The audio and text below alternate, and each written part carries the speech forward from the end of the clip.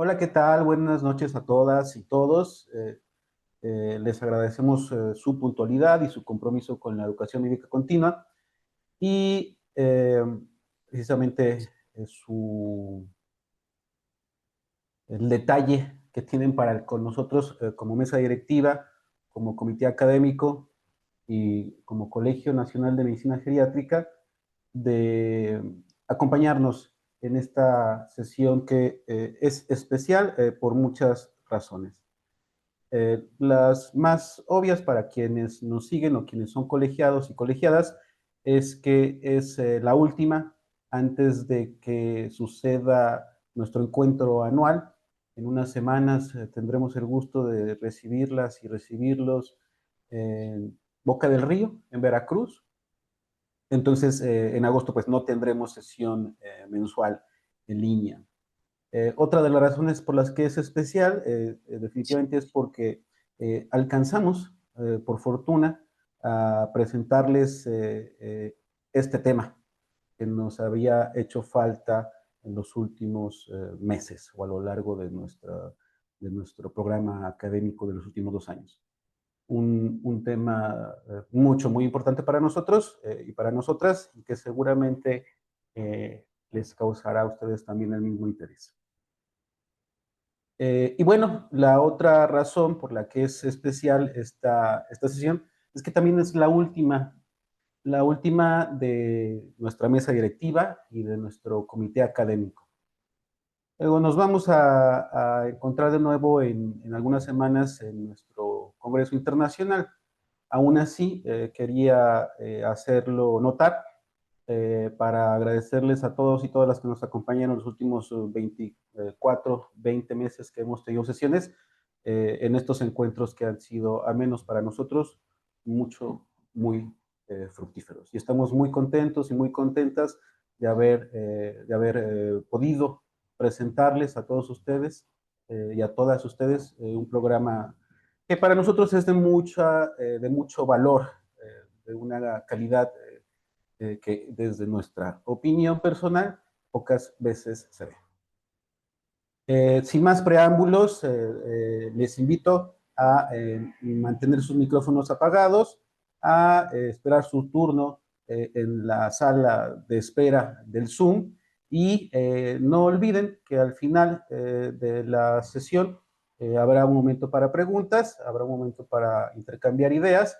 y también será el momento en el que les compartamos el enlace para gestionar su constancia. En esta sesión, pues, se llevará a cabo un panel de discusión que se ha titulado Prehabilitación física en personas mayores. En esta sesión abordaremos el papel de la medicina física eh, previo eh, a una cirugía ortopédica y no cardíaca, así como su papel desde el diagnóstico oncológico. Es un honor para el Colegio Nacional de Medicina Geriátrica contar con la participación de la doctora Ana Lilia Villagrana Rodríguez y la doctora Ana Carolina Méndez Silva. La doctora Ana Lilia Villagrana Rodríguez es médico cirujano y partero por la Universidad de Guadalajara. Además, hizo la especialidad de rehabilitación por la Universidad de Guadalajara con el aval del Hospital Civil Fray Antonio Alcalde y tiene más posgrados, tiene una alta especialidad precisamente en rehabilitación geriátrica por la UNAM, en el Instituto Nacional de Rehabilitación Luis Guillermo Ibarra. Es profesora universitaria, es médica adscrita del servicio de rehabilitación, donde lleva la clínica de rehabilitación geriátrica en el antiguo Hospital Civil de Guadalajara, Fray Antonio Alcalde. Y la doctora Ana Carolina Méndez Silva es, por supuesto, médico cirujana. Ella egresó de la Universidad Autónoma de Guadalajara, aquí en Jalisco. Es especialista en rehabilitación por la UNAM y tiene una alta especialidad en rehabilitación pediátrica. Y actualmente es médica adscrita del Centro Oncológico MAC Sur en Aguascalientes. Muchísimas gracias. Los dejo con la doctora Daphne y nuestras invitadas.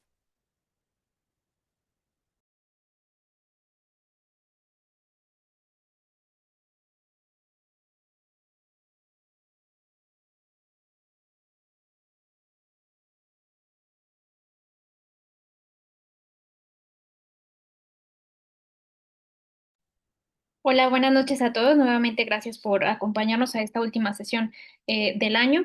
Y vamos a comenzar con la preparación de prehabilitación para la persona mayor en cirugía no cardíaca. Y para esto vamos a escuchar la presentación de la doctora Ana Villagrán.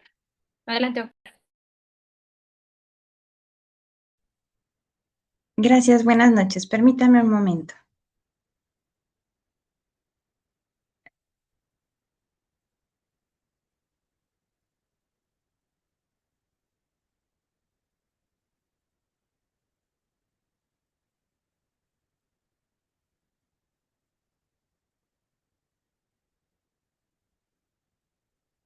¿Logran visualizarla de forma adecuada?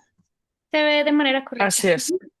De acuerdo. Bueno, pues antes de empezar, quiero agradecer al Colegio Nacional de Medicina Geriátrica por esta invitación. Para mí es un placer poder estarlos acompañando. Y pues bueno, estaremos hablando de lo que es la prehabilitación para cirugía ortopédica y cirugía no cardíaca. Pero antes de entrar de lleno en la parte de la prehabilitación, tenemos que saber por qué surge esta necesidad de estos programas de prehabilitación. Y bueno, lo que ya conocemos es que en cuanto a la fisiopatología del estrés quirúrgico, pues bueno, esto va a representar una agresión física y metabólica que se va a ocasionar por esta intervención, ya sea una cirugía ortopédica, abdominal, en el caso de los pacientes oncológicos, y pues va a desencadenar una intensa respuesta inflamatoria y neuroendocrina que se va a caracterizar por esta activación del eje hipotálamo hipofisiario adrenal y del sistema nervioso simpático, que nos va a traer como consecuencia pues un aumento del catabolismo proteico, una resistencia periférica a la insulina, una mayor demanda metabólica que finalmente va a consumir las reservas funcionales y que veremos que en muchos de los casos pues nuestros pacientes pueden encontrarse por debajo de este umbral crítico. Si hablamos como tal de las personas mayores, de los adultos mayores, pues bueno, o aquellos que ya tienen fragilidad, esta respuesta al estrés quirúrgico va a superar con mucha frecuencia el umbral de reserva aeróbica y nutricional, lo cual puede generar en esta población una mayor tasa de complicaciones posoperatorias, estancias hospitalarias prolongadas y algo que lamentablemente seguimos viendo mucho, que es esta pérdida de la autonomía que condiciona pues mayor necesidad de atención para las actividades instrumentadas y no hablemos pues ya como tal de las básicas de la vida diaria humana. En cuanto a la evolución que han tenido los cuidados perioperatorios, pues bueno, en las últimas décadas se ha estado dando esta implementación de protocolos de rehabilitación multimodal. En un primer inicio los conocíamos como programas ERAS, que venían revolucionando la atención quirúrgica al tratar de mitigar la respuesta catabólica mediante intervenciones perioperatorias inmediatas. ¿Cuál era el problema que veían en esta situación? Que al ser perioperatorio, pues no podían dar como todo este acompañamiento al paciente, así es que muchos de ellos llegaban con estados de malnutrición, llegaban con anemias preexistentes que no se habían como tal abordado, que llegaban con mucha ansiedad al evento quirúrgico, de ahí que surge esta prehabilitación que va a tomar en consideración esta ventana. Desde que el paciente tiene la indicación quirúrgica, es decir, desde que el servicio de ortopedia, cirugía general, oncología quirúrgica, etcétera, dan la indicación para el evento quirúrgico hasta que el paciente entra al quirófano y de esta manera se va a tratar de hacer una optimización funcional. Y bueno, esta prehabilitación se va a centrar en tres pilares, que es el estado físico, el estado nutricional y el estado psicológico.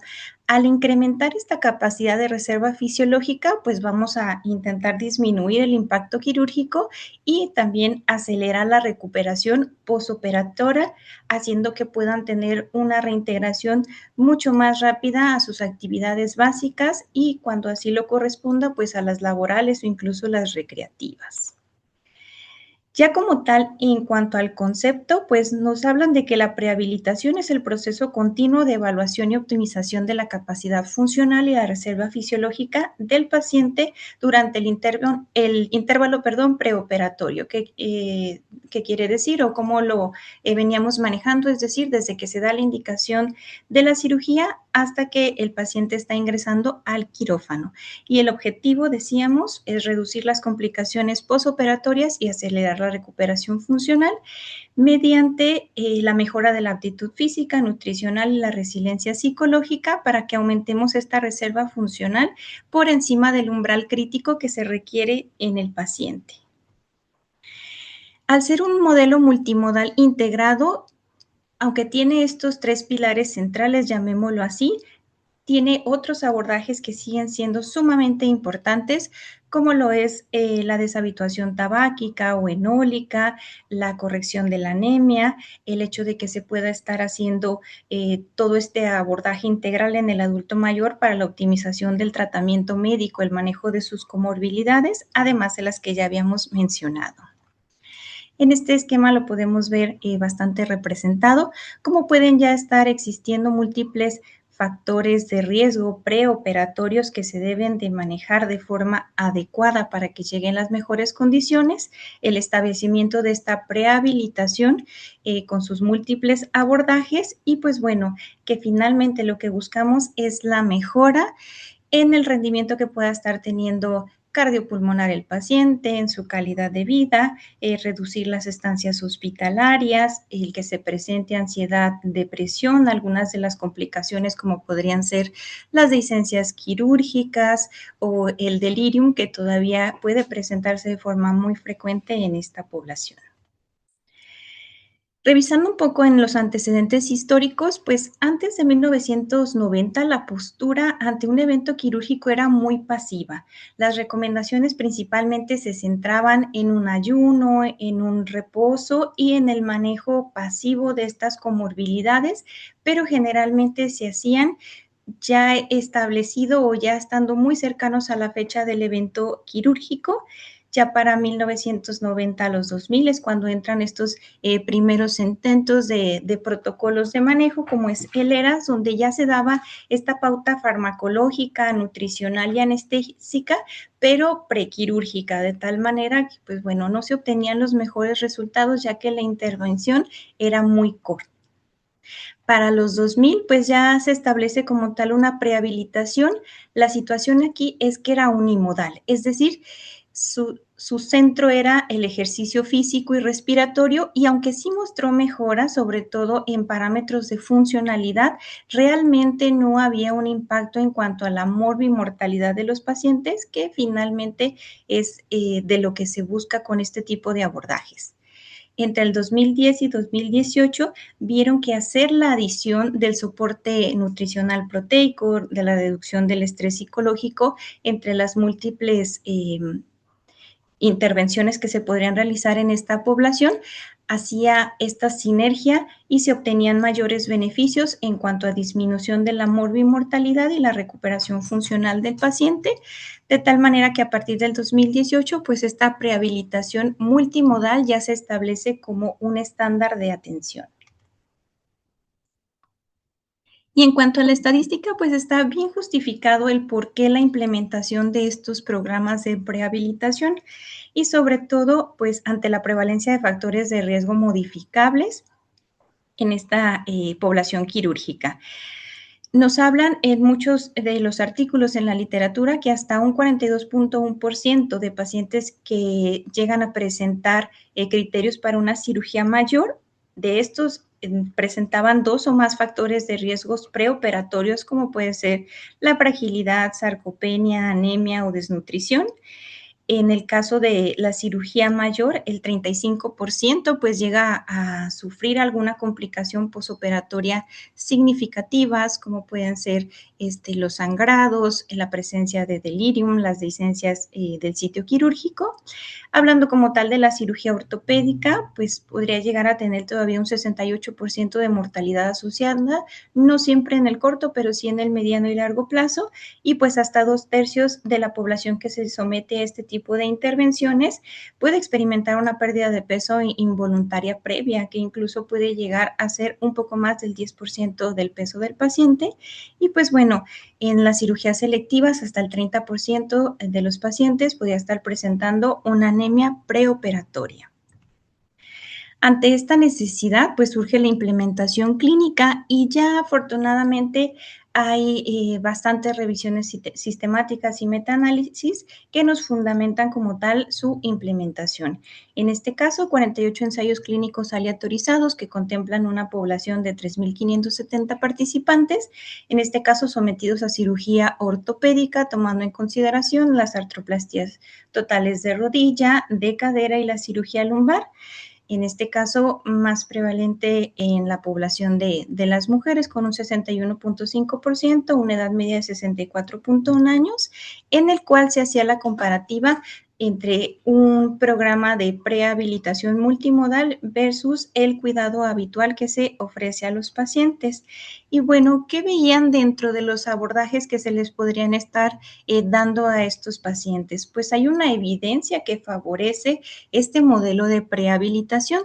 Si bien en algunos de sus rubros podría ser moderada o baja, si vemos en la parte preoperatoria, pues en la cirugía lumbar es alta en cuanto al control de uno de sus síntomas principales y que lleva a la cirugía, que es pues este dolor que puede ser muy crónico o muy persistente, ya como moderada en el caso de la artroplastia total de rodilla, pues mejoraba la función, la fuerza de los flexores, que siguen siendo parte de los principales estabilizadores, o incluso en estas pruebas funcionales, como suele ser la prueba de los 6 minutos y que abordaremos un poco más adelante en cómo se hace esta evaluación.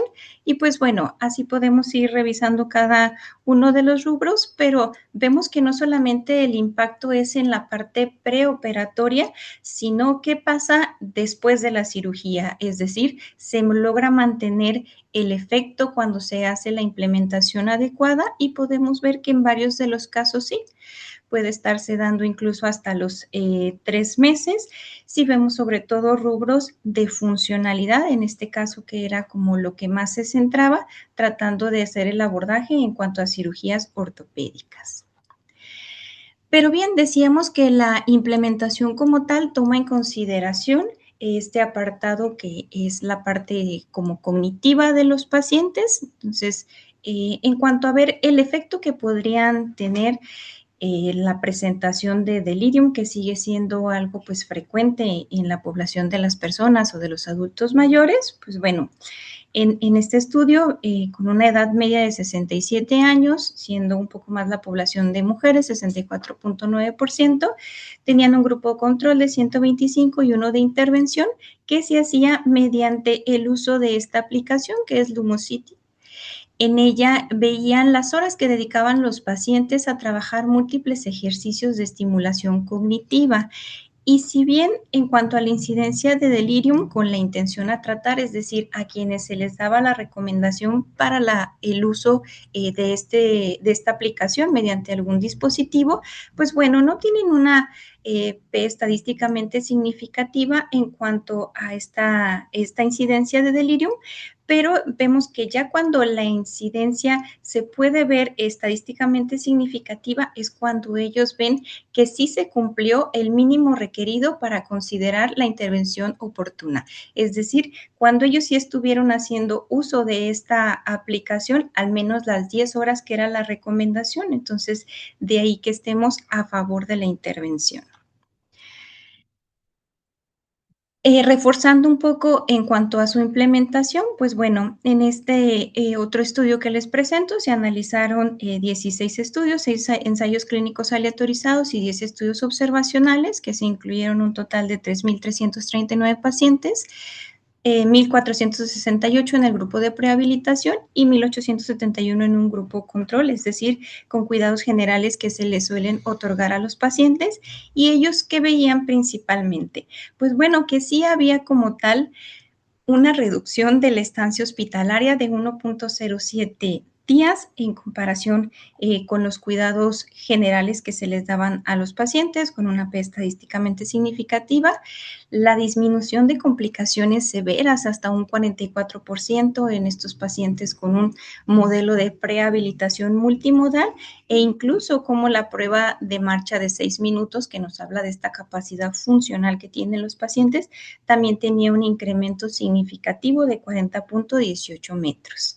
Aunque, pues, como ustedes pueden observar, la heterogeneidad es bastante variable entre los estudios que llegaron a analizarse. Y pues bueno, tomando en consideración, para decir de los programas de prehabilitación, pues bueno, hay muchos beneficios que ya se les han atribuido: la preservación de la masa magra, reducción de resistencia a la insulina, atenuación de todo el proceso inflamatorio, menor tasa de infección, menor incidencia de hilio paralítico, atenuación del delirium, reincorporación más rápido a las actividades básicas y una menor estancia hospitalaria. ¿Qué se han identificado entre los riesgos que se presentan en la intervención con esta población? Pueden llegar a presentar riesgo de fatiga y de sobreentrenamiento. Aquí principalmente lo asociaban a aquellos que no llegaban a tener una vigilancia estrecha, al menos en las primeras 2 a 3 semanas de la implementación de un programa, ya que el paciente podría sentir que lo tolera bien, que puede hacer un poco más, pero estamos haciendo una mayor demanda que, digamos, no se está monitorizando de forma continua. Y bueno, en cuanto a su estructura operativa, pues necesitamos de un equipo transdisciplinario para una adecuada implementación, que serían las especialidades quirúrgicas, geriatría, anestesiología, medicina de rehabilitación, fisioterapia y terapia ocupacional, nutrición clínica, psicología, enfermería y trabajo social, para que el abordaje pues sea lo más completo posible. En cuanto a las etapas del proceso clínico, las dividiremos en 4. En la primera es cuando se tiene que hacer el cribado e identificación precoz de aquellos pacientes que estén en un alto riesgo, y se inicia cuando se determina la programación quirúrgica. En la segunda tendremos una evaluación multidimensional que analizaremos un poquito más adelante mediante la implementación de pruebas y cuestionarios validados. Y en la tercera, el diseño e implementación de un plan multimodal acorde a las características o necesidades del paciente, que tiene un periodo establecido aproximado de 4 a 6 semanas. Y en la cuarta sería la reevaluación objetiva, es decir, qué ganancia funcional y qué manejos perioperatorios ya se pueden estar dando en el paciente previo al ingreso al quirófano.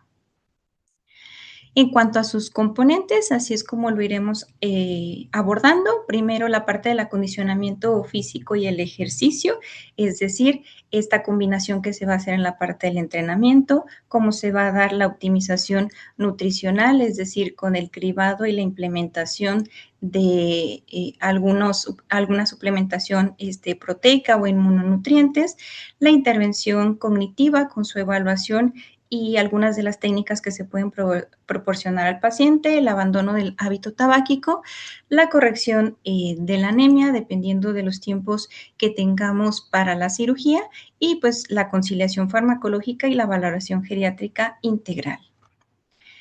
En nuestro primer apartado, para la valoración y recomendaciones del acondicionamiento físico, pues bueno, ya sabemos que este ejercicio físico es el pilar biomecánico y metabólico central de la prehabilitación, y su objetivo va a ser elevar el consumo máximo de oxígeno y el umbral anaeróbico por encima de los límites de riesgo crítico, que, como ya lo veníamos viendo a lo largo de la presentación, pues bueno, es como mantenernos en este margen de seguridad para el paciente.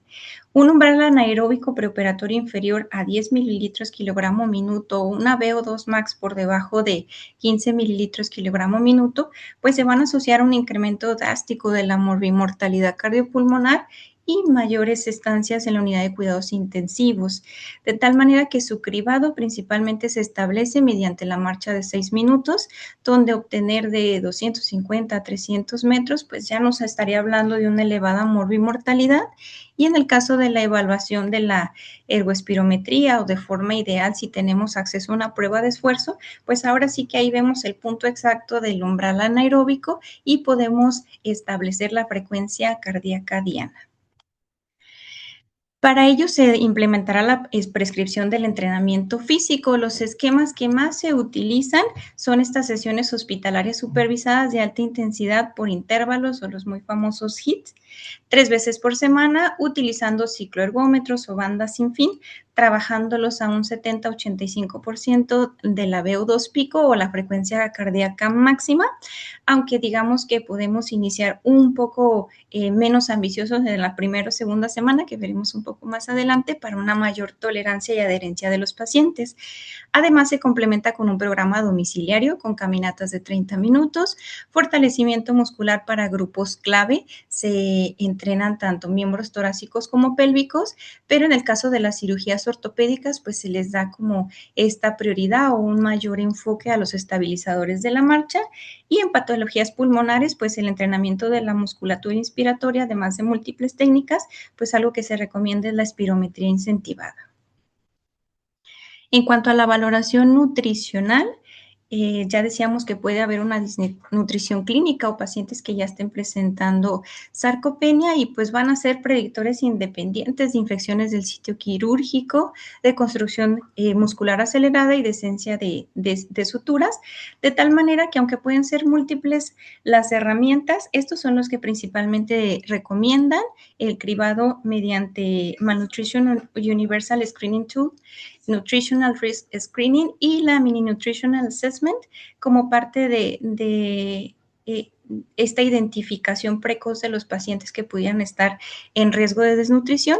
Y pues bueno, el abordaje de sarcopenia, que ya sabemos que puede ser bastante largo, aunque muy interesante, pero el hecho de que podamos identificar estos casos, hacer su cribado mediante el SARC-F, en caso de que sea predictivo, pues bueno, ya complementar con la parte de lo que es la dinamometría prensil, la prueba de levantarse de la silla. Ya para hacer una confirmación contamos con varios paraclínicos que nos podrían estar ayudando, como podría ser la resonancia magnética, la tomografía, el sistema de bioimpedancia. Y pues bueno, para establecer su severidad, como muchas de las pruebas de desempeño, aquí principalmente la batería corta de desempeño físico, la marcha de 400 metros o el Time Up and Go, por mencionar algunas. En cuanto a la inmunonutrición, pues bueno, las directrices que marca la Sociedad Europea de Nutrición Clínica y Metabolismo van a recomendar que todo paciente con riesgo nutricional que se considere de moderado a severo reciba una suplementación proteica preoperatoria con un mínimo establecido de 15 a 28 días. ¿Y qué nos dice en cuanto a la recomendación? Idealmente mantener entre 1.2 a 1.5 gramos por kilogramo de peso, pero en aquellos pacientes que ya se hizo la identificación de la sarcopenia, incluso progresarlo a 1.8.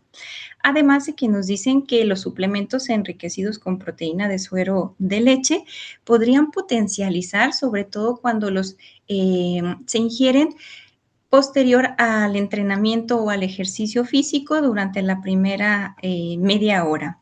Además de suplementos que también se han llegado a utilizar con arginina, ácidos grasos, omega 3 y nucleótidos, al menos 5 a 7 días de la intervención quirúrgica, y esto pues ha demostrado que puede disminuir la presencia de infecciones. En cuanto a la valoración e intervención cognitiva y psicológica, pues bueno, todos sabemos el escenario tan crítico que puede ser el que el paciente se someta a una cirugía, es decir, toda esta ansiedad que se puede generar alrededor, desde saber cómo va a ser la parte del evento quirúrgico, la recuperación que puede tener, si cuenta con, digamos, toda la red de apoyo, quién va a estar para proveer los cuidados, incluso la cuestión económica o de la alimentación. Pues bueno, todo ello genera una hiperactividad en el eje hipotálamo hipofisiario adrenal.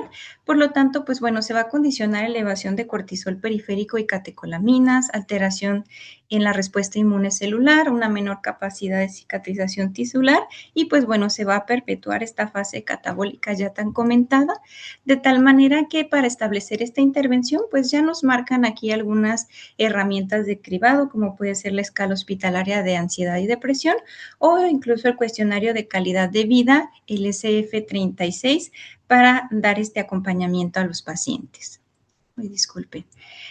En cuanto a la intervención, pueden ser múltiples digamos, los enfoques que se le pueden dar desde folletos informativos que se le proporcionen a los pacientes. También hay sesiones guiadas de relajación y reestructuración cognitiva que se comparten mediante videos o mediante audios. El entrenamiento de atención plena y respiración consciente, que sí han visto ahí como esta asociación con la disminución de interleucina 6. La estimulación cognitiva domiciliaria y pues bueno, esto sí se ha visto como directamente relacionado con una disminución del delirium postquirúrgico. Pasando a la deshabituación del hábito tabáquico, pues bueno, ya sabemos que representa un factor de riesgo independiente mayor para complicaciones respiratorias, como podrían ser la neumonía y las atelectasias, infecciones del sitio quirúrgico, retraso en la consolidación ósea en el caso de los pacientes pues con abordaje para cirugía ortopédica, dehiscencia de suturas o fugas anastomóticas. Y pues bueno, aunque siempre se trata de generar el cambio en el paciente para que pueda abandonarlo por completo, al menos ya han visto que si se suspende 2 semanas antes de la intervención, hay un menor riesgo de infección. Con la suspensión de 4 semanas hay un menor riesgo de neumonía. Pero vean, si los pacientes lo abandonan al menos los 3 meses antes de la intervención, van a tener un perfil casi idéntico a los no fumadores. Entonces, es muy importante que hagamos la intervención desde el aspecto cognitivo, pero saber que siempre podemos utilizar o potencializar mediante la implementación farmacológica de terapia de reemplazo de nicotina, variciclina o bupropión. Perdón.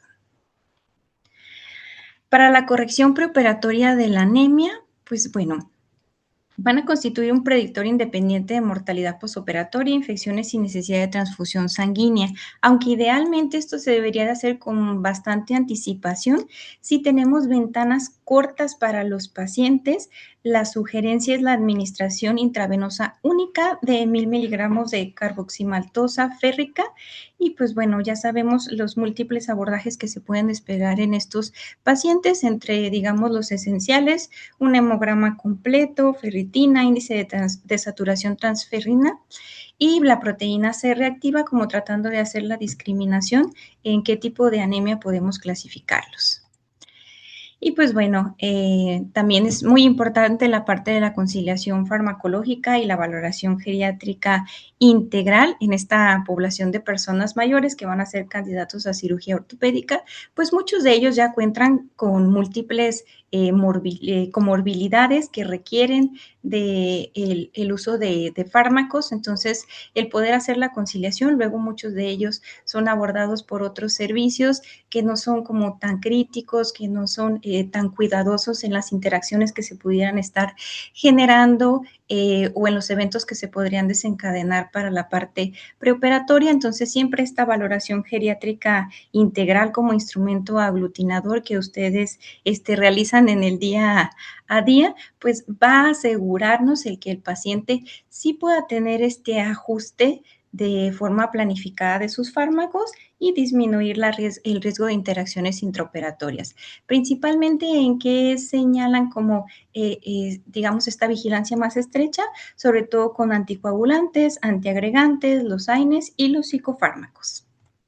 Y pues bueno, ya para finalizar, aquí les presento un esquema multimodal de 4 semanas para una cirugía no cardíaca, una cirugía abdominal, en donde pues prácticamente les estoy resumiendo lo que ya comentamos. En la semana 1, evaluación e inicio de este establecimiento de programa. En la parte del ejercicio físico, la ergoespirometría, con la prueba de los 6 minutos iniciar con las semanas para la implementación del HIIT. Podemos iniciarla, como les decía, incluso un poquito más abajo en cuanto a la frecuencia cardíaca máxima, iniciando con un 70 para que podamos tener un mayor apego con los pacientes y las caminatas diarias. Ya se está haciendo, digamos, a la mano la parte del soporte nutricional con su cribado, con la recomendación de la dieta hiperproteica, el suplemento que puede ser con la proteína whey después del entreno. ¿Perdón? Disculpen, ¿alguien quería hacer algún comentario? Adelante, doctora, continúe. Sí, no, perdón. Y pues bueno, la intervención cognitiva mediante este cribado, las sesiones presenciales de educación o todo lo que tiene que ver con el mindfulness y pues esta entrega de app o del audioguía o del material que se vaya a estar utilizando. En las semanas 2-3 solo hay que hacer una supervisión, digamos, más estrecha de las sesiones del HIIT. Ya podemos incrementar la frecuencia cardíaca máxima de un 75 a un 85. Agregamos ejercicios de resistencia muscular, 3 series de 12 repeticiones, ya dijimos músculos clave, y si hablamos de las cirugías ortopédicas con principal énfasis en miembros pélvicos, aparte de la implementación cuando sí se requiera, sobre todo en patología pulmonar, de espirometría incentivada. Se mantiene la suplementación, se hace el refuerzo de la deshabituación tabáquica y pues bueno, se continúa con la monitorización de la intervención cognitiva. Ya para la semana 4, cuando prácticamente estamos como en el prequirúrgico, hay que hacer una reducción progresiva de la intensidad, mantenemos ejercicios respiratorios, caminatas suaves de 20 minutos. En este momento ya se hace una carga de carbohidratos preoperatoria, se puede hacer la suspensión de suplementos inmunonutritivos 24 horas antes de la cirugía y la conciliación farmacológica final. Y pues bueno, en cuanto a la parte cognitiva, el resolver dudas, el dar el manejo de esta ansiedad ya prequirúrgica inmediata y la reevaluación con las escalas para determinar qué beneficio se obtuvo, qué se estaría haciendo para la evaluación final, es decir, antes de ingresar al quirófano, el paciente mejoró la funcionalidad, cómo nos encontramos en sus últimos laboratoriales y la confirmación del nivel de ansiedad. Un esquema muy similar en este de 6 semanas, ya hablando de una cirugía ortopédica, vean que principalmente el cambio se hace aquí en cuanto a un mayor entrenamiento del fortalecimiento isométricos, isotónicos o heterométricos para los principales estabilizadores de la marcha, ver el rango de movilidad que tiene el paciente. En este caso también la valoración de niveles de vitamina D y calcio con la suplementación si el paciente así lo requiere, la preparación cognitiva y del entorno, que en este caso, como muchos de ellos van a requerir modificaciones, pues es importante señalar aquello que pudiera ponerlos en un riesgo de caídas.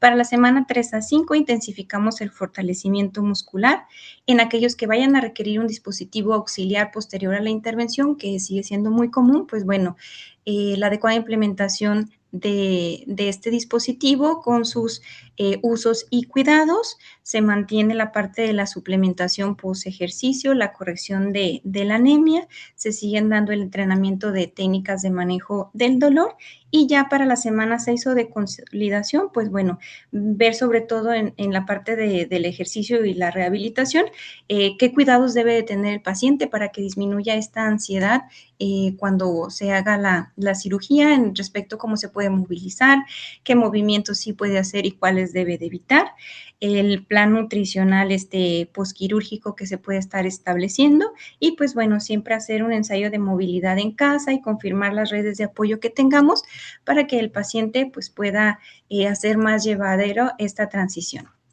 Y pues bueno, a modo de conclusiones, un evento quirúrgico consume las reservas funcionales del paciente.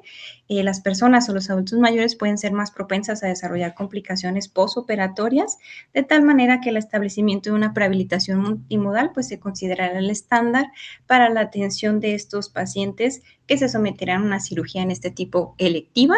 Es necesario la participación en un equipo transdisciplinario para su cumplimiento y pues bueno, para una adecuada implementación de esta prehabilitación multimodal se requieren de muchas áreas, pero ya sabemos que va a mejorar la reserva funcional y la recuperación de los pacientes con esta intervención. Por su atención, muchas gracias.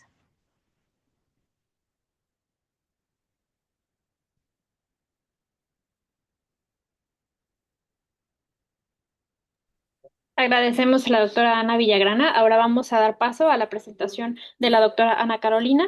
Ella nos va a hablar de la prehabilitación física en personas mayores en el contexto de un diagnóstico oncológico.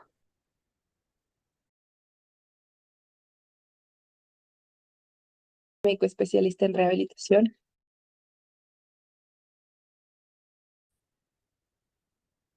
Hola, ¿qué tal a todos? Soy la doctora Carolina Méndez, soy médico especialista en rehabilitación. Muchísimas gracias a las personas que me invitaron, a todos los organizadores de hoy. De verdad me siento muy honrada de acompañarlos hoy y más con un tema como este, que me gusta tanto. Hoy vamos a hablar de la prehabilitación en cáncer y un poco más, ¿no?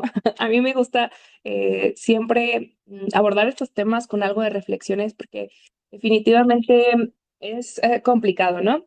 Pero bueno, ya iremos bien.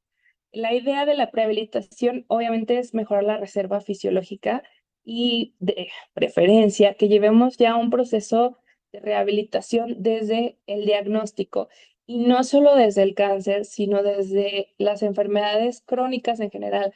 Yo sé que no existe como una prehabilitación en todas las enfermedades, porque a lo mejor no siempre tenemos tan claro como que el tratamiento agudo, ¿no?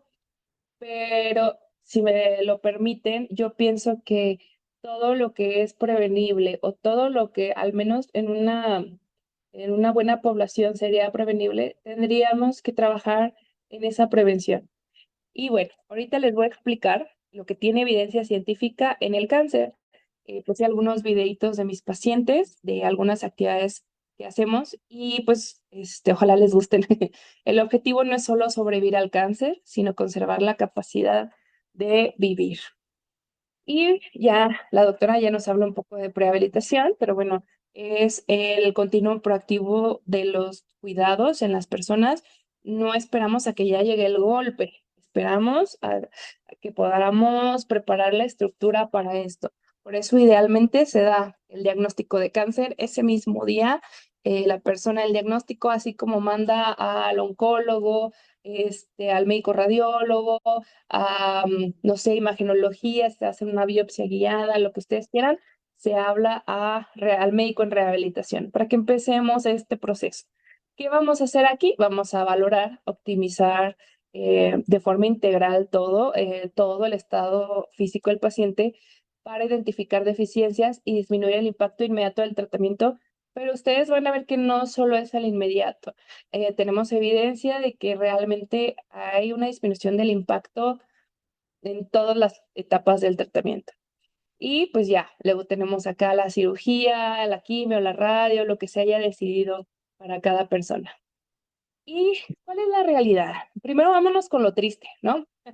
Yo hice un estudio, porque no existe esta estadística en personas mayores ni en adultos latinoamericanos, pero hice un estudio en la ciudad de León, Guanajuato, con una asociación de oncología infantil y encontré que el 84% de los niños y adolescentes con cáncer no reciben en todo el proceso rehabilitación. Y déjenme decirles algo. Lo curioso es que los niños son a los que más mandan. ¿Por qué? Pueden decir ustedes, creo que es obvio. Cuando un niño, por la enfermedad o por algún proceso, deja de caminar, deja de sentarse, se le dificulta hablar, etcétera, los adultos decimos, uy, eso es para rehabilitación, es más fácil verlo así. Pero cuando una persona mayor deja de caminar, o pierde musculatura o deja de hacer cosas, puede haber gente que lo vea como un proceso de la edad, que lo vean como normal, o pues sí, es que le dio cáncer, es por eso que tiene esto. Entonces es a veces más difícil que los manden a los servicios de rehabilitación. Les voy a contar un caso que ustedes van a entender perfecto porque estoy segura que también lo han vivido así. Esta paciente de 74 años me llegó un día en silla de ruedas en un DIF y resulta el antecedente a los 40 y tantos años, le había dado cáncer de mama, le hicieron una mastectomía, 5 años después, linfedema en ese brazo, así, era bastante severo como el de la foto. Luego, hace unos 5 años de cuando fue conmigo, tuvo un evento vascular cerebral, entonces en el otro de mi cuerpo una hemiparesia espástica tremenda. Y además, en el último año había tenido 12 caídas, ¿ok? De hecho, ya tenía también un síndrome poscaída, obviamente un síndrome de fragilidad, diabetes, hipertensión, ya sabe, todo, ¿no? Lo curioso es que me la mandaron a rehabilitación porque le dolía el hombro, ¿no? Y ahí es cuando yo digo, híjole, a veces como los propios doctores no sabemos cuándo enviar al paciente o no tenemos el hábito de hacerlo en el mejor momento y pues esto ocasiona muchas secuelas. Imagínense, yo quiero pensar que esta misma paciente, si me lo hubieran mandado cuando le diagnosticaron cáncer para prehabilitación, ok, si yo hubiera sabido que le iban a dar quimio, que ya sé, ¿no? A ver, estos fármacos hacen más cardiotoxicidad, estos hacen más neuropatía, estos hacen más problemas cognitivos, estos se relacionan más con, etcétera, ¿no? Y yo le hubiera dado un programa de prehabilitación, a lo mejor para cardiotoxicidad, le hubiera dado para fortalecimiento, prevención del linfedema, que siempre les doy cuando hay, se retiran ganglios y hay radioterapia o hay cualquier otro factor de riesgo.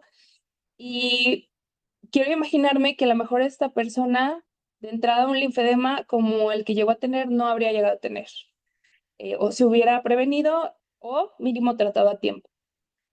Quiero pensar que posiblemente su EBC se pudo haber prevenido y si no, mínimo que me la hubieran mandado, le hubiera aplicado toxina para que tuviera un mejor control motor y ya no tuviera tantas contracturas. Quiero pensar que si yo durante todo este tiempo le hubiera puesto ese ejercicio, motivarla a hacerla, con qué dosis, todo, no hubiera perdido tanta musculatura y todavía hubiera caminado, ¿no? Entonces, realmente pienso que hay muchas cosas y hay muchos momentos y incluso muchas enfermedades que podemos ayudar a prevenir que empeoren y a veces el problema es que no lo hacemos. Yo les puedo decir, yo me acerco mucho a oncólogos y les digo, oiga, hago rehabilitación en cáncer, fíjese que el mejor momento para mandarlo es cuando tiene el diagnóstico y todo. Y la verdad es que los oncólogos saben esto, han visto la evidencia científica, se los han dicho en congresos, etcétera, es algo internacionalmente que se hace más y todo. La realidad es que a veces creemos que nuestros servicios o instituciones no dan para eso y lo entiendo. A veces dentro de algunas instituciones las citas están muy lejanas o no conozco al médico en rehabilitación que tenga el equipo para hacerlo aquí o etcétera. Y bueno, así paréntesis de eso, yo quería decirles también que si ustedes están dentro del país y quieren conocer médicos en rehabilitación que hagan, también me pueden decir y les puedo buscar a alguien que esté cerca, porque de verdad después, y yo espero que eso, digamos, esto es lo feo, pero después de que vean lo bonito y todo lo que logra la prehabilitación, espero que se convenzan de lo importante que es mandarlos a prehabilitación y guiarlos hacia que guiemos a todos hasta que cierto punto ya no tengamos esos problemas tan severos después, ¿no? Pero bueno, paréntesis, ahí sí les puedo ayudar, me dicen. Entonces, esperamos a que aparezca la discapacidad para ofrecer rehabilitación. Esa es la realidad. Deberíamos de empezarla muchísimo antes, ¿va? Y tenemos que la reserva fisiológica, cuando hacemos prehabilitación, lo que va a suceder es que va a mejorar, va como quien dice a recargar la batería. Recuerden que siempre en un proceso quirúrgico pues hay a lo mejor un periodo ya sea corto o largo de reposo, ¿no? Ya sea total, relativo. Hay pérdida de sangre, puede haber complicaciones, puede haber, etcétera, etcétera. Entonces, fíjense qué padre. Si yo logro de mi nivel basal, subo mi batería, es más fácil que no me vaya tan mal en la cirugía para que me pueda recuperar más rápido. Y no, voy aquí y ya me fui hasta acá abajo, ahí ni sale en la diapositiva y lo sale. Fíjense que no, ustedes lo saben, no es lo mismo entrar a una cirugía, por ejemplo, de rodilla con 10 fibras musculares y perder 5, que tener 3 fibras musculares y perder 2, ¿ok? Eso sí nos va a ayudar no solo a que la recuperación sea más rápido, también la parte cardiovascular, obviamente, pero también a que esa cirugía que se ha hecho salga mejor, se pueda hacer mejor y definitivamente ideal que, por decir, si es la rodilla y la otra rodilla todavía alcanzo a fortalecerla lo suficiente para que no haga tanto desgaste o no lo haga tan rápido, incluso podamos prevenir esas otras cirugías, ¿va? La evidencia muestra que muchos de los efectos negativos inmediatos de las cirugías, como son el dolor, la debilidad, la fatiga, son potencialmente modificables con intervenciones tempranas prequirúrgicas, ¿ok? Obviamente, pues ya si nos llegan después de cirugía y todo, también se puede ayudar. De hecho, ahora también utilizamos el término probabilitación. Este es un término marca registrada, por cierto, por el doctor Stubblefield en Estados Unidos, que es uno de los pioneros en rehabilitación oncológica. Y fíjense que la probabilitación nos habla de que la búsqueda proactiva de síntomas durante la rehabilitación del paciente oncológico. O sea, que, bueno, no importa si no me llegó de prehabilitación, pero si yo sé que ese medicamento ocasiona fatiga, o por ejemplo, yo simplemente sé que el síntoma número uno del paciente oncológico, tanto por el cáncer como por el tratamiento, es fatiga. Entonces, si yo siempre le pregunto al paciente cómo está su fatiga, su estado de memoria, disnea, si hay dolor, que siente en las palmas de las manos o de los pies algún hormigueo, ha notado que alguna parte de su cuerpo se inflama, etcétera. Si yo hago una búsqueda proactiva, es más fácil que lo encuentre pronto, lo trate mejor. Esa es la probabilitación, ¿no? Que también ya ahora existe. Y pues el enfoque como en todo, ¿no?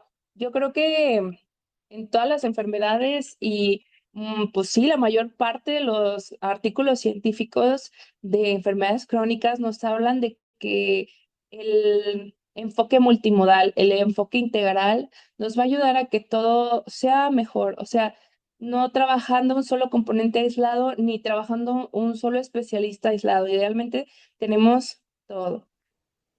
Por ejemplo, en el caso del ejercicio, pues puede ser un soporte sinérgico con el estrés, el cáncer, para el dolor, debilidad, fatiga, etcétera. Pero si se utilizan, por ejemplo, incluso si usáramos solo el ejercicio, ¿no?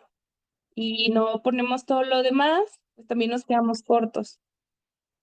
Ahora, estos yo los llamo los tres pilares de la prehabilitación en cáncer, que es el físico, el psicológico y el nutricional.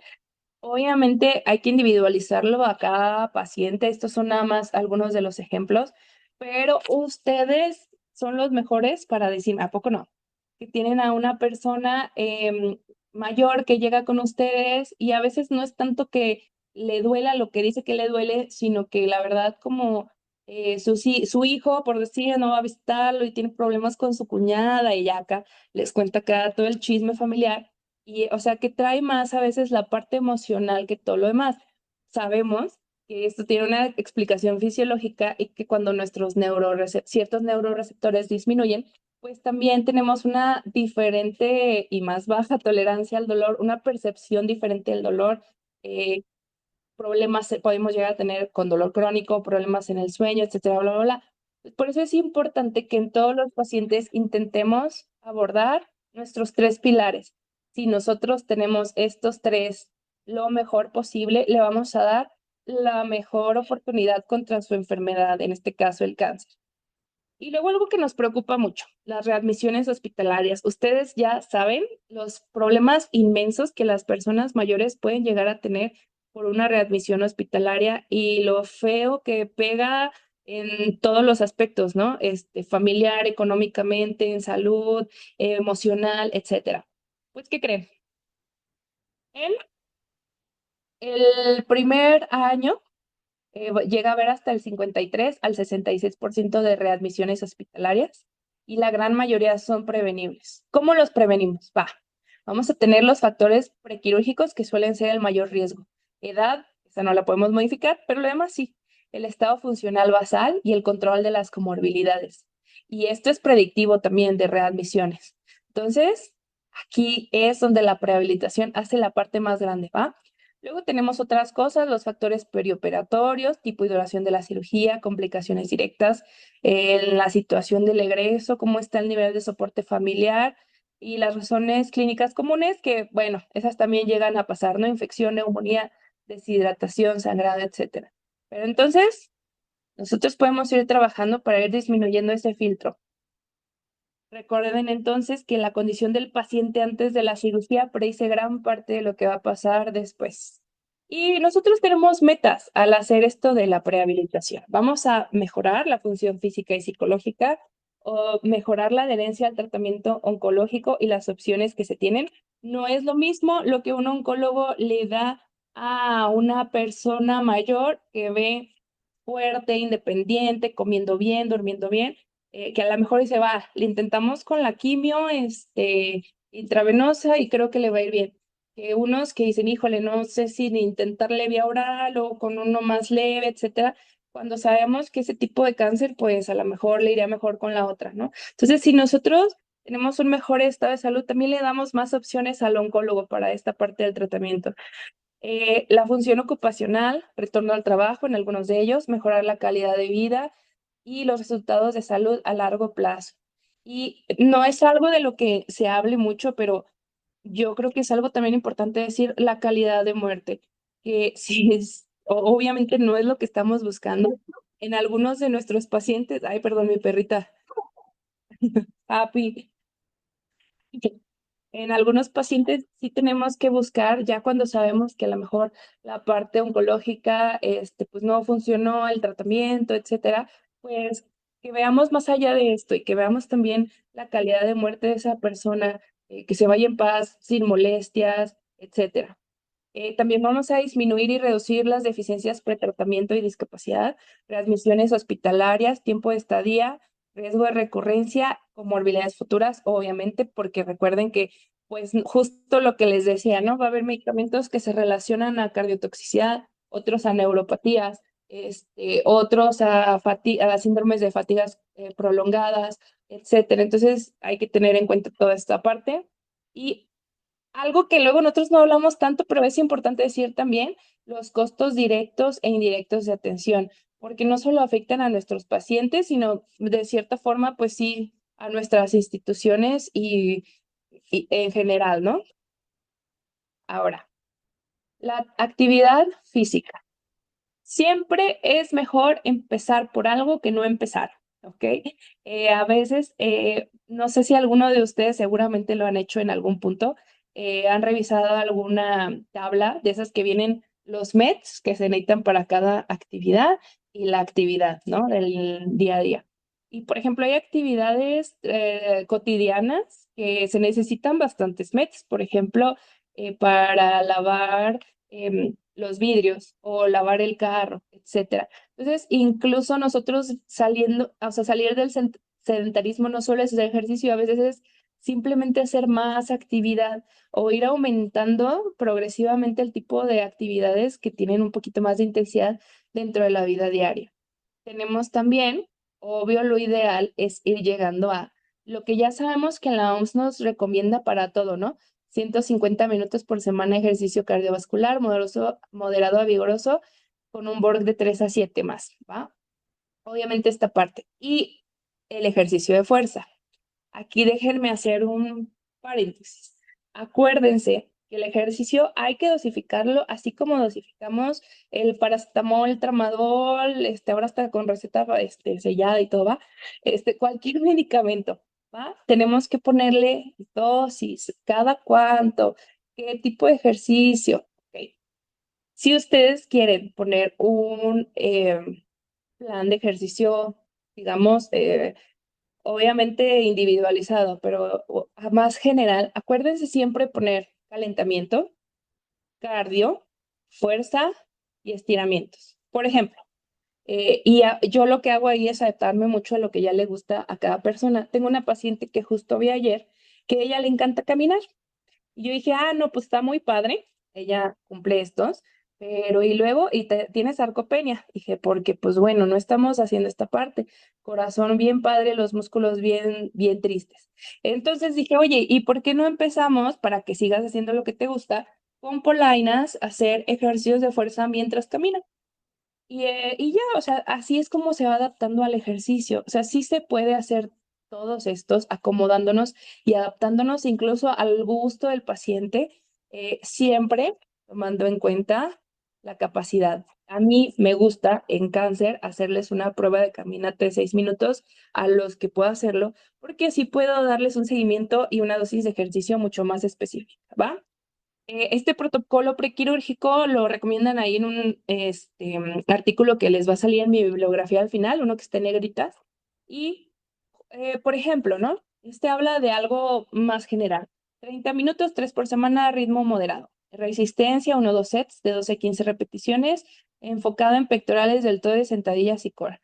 Flexibilidad con estiramientos musculares sostenidos por al menos 20 minutos y respiratorio y relajación. Ay, aquí quiero hacerles un paréntesis. Respiración diafragmática, joya, es para mí la joya de la rehabilitación oncológica. O sea, sé que suena a lo mejor muy básico, pero a ver, la respiración diafragmática no solo estimula nuestro nervio vago y ayuda a la parte de relajarnos, que en muchas personas con cáncer luego les cuesta trabajo, y también ayuda a dormir. Y, por ejemplo, si hacen yoga o meditación, pues es un extra. Además de todo, hace que nuestro diafragma haga esta contracción mucho más completa, más bonita. Y eso suele mejorar los movimientos también de los músculos accesorios de la respiración. Entonces, aunque no sea un cáncer pulmonar, acuérdense que muchas metástasis se van a pulmón. Entonces, de entrada ya tengo ahí una herramienta que nos puede ayudar en la rehabilitación pulmonar si la persona lo llega a necesitar. Y luego, además de todo, la respiración diafragmática estimula nuestro sistema linfático profundo. Entonces, es una gran herramienta también en el tratamiento y prevención del linfedema. Entonces, yo por donde lo vea, amo la respiración diafragmática y se las enseño a todos los pacientes oncológicos. Y todavía hay más beneficios, pero eso les digo en otra clase. Y entonces, por ejemplo, en este protocolo agregan estas 4 cosas, ¿va? Recordemos lo que les decía, siempre dosificado de forma individual y con objetivos específicos. Y saben que a veces el objetivo no siempre es de que, híjole, ya quiero que corra 30 kilómetros. A veces, como por ejemplo cuando fue esta sesión, yo les dije a los terapeutas, saben que hoy quiero que se relajen, sí, que bajen sus contracturas, su espasmo muscular de cuello, etcétera. Pero a veces también podemos ayudarles con esa otra parte de lo difícil que es el tratamiento oncológico y de a veces darse un momento, ¿no? Esa parte. Ahora, combustible y calma son soportes vitales. Muy bien. Lo que sabemos de la nutrición en prehabilitación es que lo mejor es iniciar 1 o 2 semanas antes de cirugía en pacientes con riesgo nutricional. La meta son 110 gramos de proteína diarios o 1,5 por gramo por kilo por día. La técnica es ingerir proteína entre los 30 minutos posteriores al ejercicio, aunque fíjense que luego vi otros artículos y no está tan claro, pero bueno, esto sí lo mencionan varios. Soporte psicológico y cognitivo, que vamos a llamarle la calma. En el caso laboral, pues nos va a llevar a la intervención temprana. Ustedes saben em, el impacto que tiene la jubilación en las personas. Entonces, si esta persona no se quiere jubilar, como por qué va a ser solo por la enfermedad, ¿no? En ocasiones por el desempleo, etcétera. Y lo cognitivo y lo físico, entrenamiento para secuelas anticipadas, por ejemplo, cáncer de cabeza y cuello, podemos mejorar la musculatura, si ya hay un problema de subluxación, bruxismo, bla, bla, bla, ¿no? Como que ahí buscarle. Ahora, pacientes candidatos a prehabilitación, ¿va? Los oncológicos, la verdad es que todos, o sea, aquí pues está lista porque no hay mucha evidencia científica de los otros grupos de cáncer, pues porque son menos, pero realmente me atrevo a decir que la prehabilitación es para todos los tipos de cáncer. Y obviamente los extraoncológicos que ya han estado viendo hoy, por ejemplo, las cirugías de otros tipos, los pacientes en UCI, abdominales, etcétera. Y yo aquí quiero justo que veamos una reflexión, ¿va? Hace un tiempo hice una presentación sobre sarcopenia y el tratamiento de sarcopenia. Y cuando estaba haciendo esta presentación me acordé, ¿no? O sea, ¿será que podemos prevenir más allá de lo prehabilitable y lo rehabilitable? Por ejemplo, la sarcopenia, pues no es tan prehabilitable porque en sí no es como que va a haber así un aquí, ¿no? Está el diagnóstico y aquí es el tratamiento agudo, ¿no? Por decir, sí es rehabilitable. Pero, ¿por qué no a lo mejor ir cambiando poco a poco? Yo creo que ustedes son de las poblaciones médicas que más lo hacen. Nuestro enfoque a que no lleguemos a este punto, o sea, a la prevención. Si prevenimos, por ejemplo, de sarcopenia, que ahorita lo que hay mucha evidencia científica es que el ejercicio de fuerza es fundamental y los demás son coadyuvantes, es la realidad, se ha estudiado todo, suplementos, fármacos, nutrición, etcétera, pero el ejercicio ahorita sigue siendo el que tiene más evidencia. Entonces, si sabemos que el ejercicio nos ayuda en tantos problemas en las personas mayores, osteoporosis, caídas, síndrome de fragilidad, etcétera, o sea, de verdad tantos, ¿por qué no pensar estas herramientas prevenibles, ¿no? A lo mejor desde la medicina interna en adultos jóvenes, a veces hasta desde niños, tenemos que pensar en el resto de la vida de nuestros pacientes, ¿no? Pero bueno, aquí les dejo esa reflexión. Y bueno, solo 3 de cada 10 personas mayores recuperan su funcional previo a las 8 semanas después de una cirugía por cáncer. Bien poquitas, como que 3 de cada 10. Y solo fue la cirugía. Imagínense que todavía les toca la quimio, la radio, y qué fuerte, ¿no? Ahora, clinimetría y estos, creo que ya no tengo tanto tiempo, entonces me voy a ir un poquito rápido. Son algunos de los instrumentos que utilizamos, por ejemplo, para medir fragilidad de estado funcional, marcha, cognición, calidad de vida y estrés.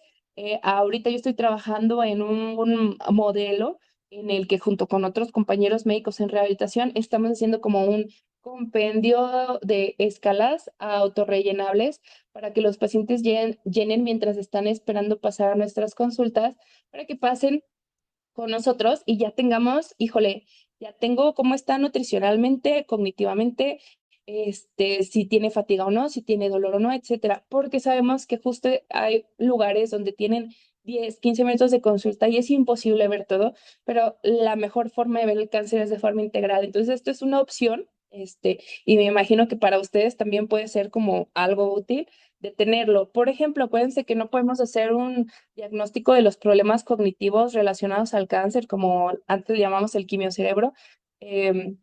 Bueno, sí se puede, pero la realidad es que sería mucho más prudente si tenemos una medición previa, un MOCA, lo que sea, y una después como para confirmarlo, ¿no?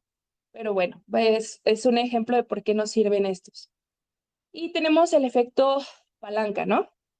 Por ejemplo, aquí hay una tasa de respuesta general al ejercicio prequirúrgico del 50%.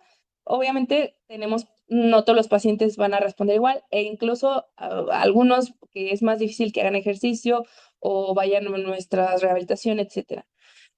Pero un bajo nivel de condición física prequirúrgica va a predecir las mayores complicaciones, pero los pacientes menos acondicionados desde el inicio son los que presentan mejor respuesta, por supuesto, porque son los que vamos a ver más cambio en menos tiempo. Eso no significa que los que estén mejor acondicionados no les va a ir bien también, ¿verdad? También ayuda esa parte previa. Pero lo que sí es que hay que optimizar en pacientes frágiles y sedentarios. O sea, estos son los que más les va a ayudar, pero la realidad es que les va a ayudar a todos. Desafíos para implementar. Ok, a veces necesitamos, lo que les decía, alto tiempo clínico para realizar una evaluación integral completa, que ya, ¿no? Estamos buscando herramientas para disminuir eso. Falta de definición clara del tiempo óptimo para una intervención adecuada antes de una fecha quirúrgica que, pues sí, es inamovible porque pues le dicen tal día y pues a lo mejor fue el día que se pudo, fue el día que el sistema pudo, ¿no? Hay muchos valores ahí. La dependencia absoluta de recibir al paciente referido oportunamente para que no los manden ustedes, el oncólogo o alguien más. O sea, no son pacientes que llegan directo a nuestro servicio de rehabilitación de ninguna manera, porque pues definitivamente las personas no siempre relacionan la rehabilitación y el cáncer, ¿va? Aunque déjenme decirles que en muchos países la rehabilitación es parte del tratamiento oncológico y a estos pacientes les va mucho mejor. Esperemos que algún día lleguemos a eso, pero lo que llegamos, poquito a poco. La solución integrada, pues que tengamos justo el envío temprano, automático a los equipos de rehabilitación desde el momento del diagnóstico y no como que ya porque tuvo secuelas, ¿no? Como que ya a ver qué le hace. Y la base del tratamiento moderno sería, lo que les decía, no es un lujo, no es un extra, que se mande a todos. Ayer, que pongamos metas a corto plazo, sobrevivir, reducir morbilidad, pero hoy que también hablemos de las metas a largo plazo, hablemos de calidad de vida, independencia funcional, reintegración a su trabajo, comunidad, la iglesia, lo que le guste. Entonces, es eso, que construyamos resiliencia, por así decirlo, antes de la tormenta que es el tratamiento oncológico. Esta es la bibliografía que utilicé. Como pueden ver, este artículo en negrito me encanta, es de mis favoritos de la vida. Por si tienen ganas de leer de prehabilitación, les recomiendo esa. Y en sí, lo que quiero también que se queden es que la pregunta no es si debemos prehabilitar, sino cuánto estamos perdiendo cuando no prehabilitamos, ¿ok? Ahora, recuerden que a veces, o sea, pasa, ¿no? El paciente no se pudo enviar antes, pero nunca es tarde para estar en la rehabilitación en una enfermedad crónica. Acuérdense que el ejercicio bien dosificado tiene evidencia en todo. Control de azúcar, hipertensión, mejorar obviamente las fibras musculares, los problemas articulares, disminuir el dolor, disminuir la ansiedad, mejorar el sueño. Híjole, una lista interminable de cosas útiles en las personas mayores y sobre todo en personas con enfermedades crónicas. Entonces, pues bueno, aquí les dejo mi Instagram, mi teléfono, cualquier duda o pregunta, estoy al pendiente y pues muchísimas gracias. Muchísimas gracias a nuestras ponentes, a las doctoras Anas. Gracias a todos los que se han quedado hasta el final. En un momento compartiremos con ustedes el enlace para que gestionen su constancia. Y tengo aquí algunas preguntas. La primera es, ¿qué papel puede desempeñar la prehabilitación en la prevención y recuperación del delirium? Cuando un paciente desarrolla delirium durante una hospitalización, ¿qué probabilidad hay de revertirse y en qué plazo suele ocurrir? Bueno, creo que estarán dando las respuestas de la doctora Ana Carolina por el chat. Pero bueno, si hablamos de este delirium, decimos que la parte de la prehabilitación, pues todo es a manera preventiva, es todo una preparación que se hace. Si ya se presentó en el posquirúrgico, pues ahora sí que ustedes son como los expertos en el área, pero habrá que evaluar qué es lo que está desencadenando ese delirium, ¿sí? Porque podrían ser múltiples las situaciones y el hacer un adecuado abordaje y hacer la adecuada intervención es lo que podría mejorarlo en este sentido, pero sobre todo el estar monitorizando, porque ya sabemos que es algo que se puede estar presentando incluso en el egreso del paciente y ahí ya estaríamos hablando pues de un trasfondo más complejo, pero desde la parte de la prehabilitación, pues toda esta terapia cognitiva y la identificación de factores de riesgo que pudieran desencadenar en un delirium posquirúrgico es muy importante. El paciente ya presenta ansiedad, depresión, uso de psicofármacos, no sé, alguna otra situación que se pudiera estar relacionando directamente para hacer la modificación previa y pues bueno, todo el acompañamiento mediante estas técnicas de respiración, la información que se proporciona al paciente para reducir la ansiedad, pues bueno, es parte de este manejo complementario. Muchas gracias, doctora. Y también creo que esta va para usted. ¿Hasta qué punto, dice la pregunta, vale la pena retrasar una cirugía programada para dar tiempo a realizar prehabilitación? ¿En qué pacientes sí, en cuáles no? De acuerdo. Bien, pues digamos que casi siempre que se hace la planeación de un evento quirúrgico es raro que se dé de forma inmediata. Es decir, en muchas de las ocasiones, como margen de seguridad, pues tenemos la valoración por el geriatra, el cardiólogo, odontología, urología, al área de anestesiología. Entonces, generalmente para la planeación quirúrgica es muy raro que se vaya a hacer de forma inmediata y bueno, más si hablamos de un sistema como el que nosotros trabajamos, que es el Hospital Civil de Guadalajara, donde los tiempos pueden ser algo prolongados, pues siempre nos va a dar margen y como ya vimos, los programas que más evidencia tienen son aquellos que se puede llevar la intervención en al menos 4 semanas. Entonces, pensar en un mes para la planificación de este evento quirúrgico, si el paciente realmente se manda desde que se sabe de la intervención quirúrgica, yo creo que no habría mayor situación como de hablar de un retraso de la intervención, pero bueno, si fuese el caso, digamos que al menos tendríamos que hacer una intervención de mínimo 2 a 3 semanas para que pudiéramos ver un efecto real. Muy bien, muchas gracias. Quiero agradecer a Estrella por su pregunta, a Alberto por sus felicitaciones y también a Itzel. La siguiente pregunta creo que va para la otra Ana y me parece que las va a leer la doctora Dafne porque en este momento la doctora Ana tiene algunas dificultades técnicas.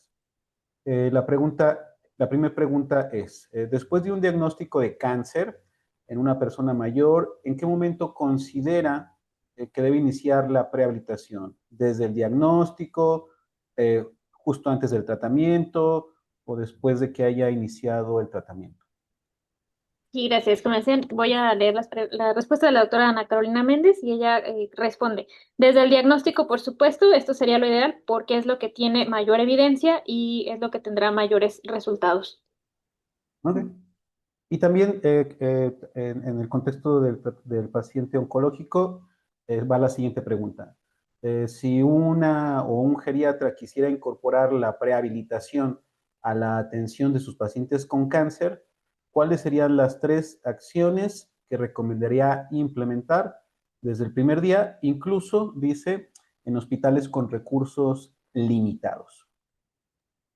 Si no existieran médicos de rehabilitación para proporcionar este tipo de tratamiento, lo ideal sería ofrecer, aunque sea actividad física de esfuerzo moderado desde el día 1, ideal ejercicio bien dosificado e individualizado. Muy bien. Y por último, creo que esa podría ser para ambas. Dice aquí que si nos pueden recordar cuáles serían los requisitos mínimos estructurados para realizar prehabilitación ambulatoria. Requisitos mínimos para prehabilitación ambulatoria.